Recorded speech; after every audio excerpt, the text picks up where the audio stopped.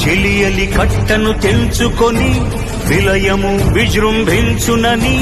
ధర్మమూలమే మరచిన జగతిని యుగాంతమెదురై ముంచునని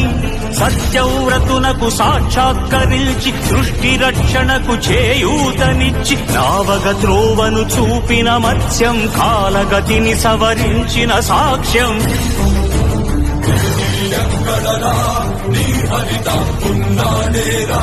భయపడి బయటకి రమ్మనరా ఎదుటబడి నన్ను గెలవగలడా బలబడి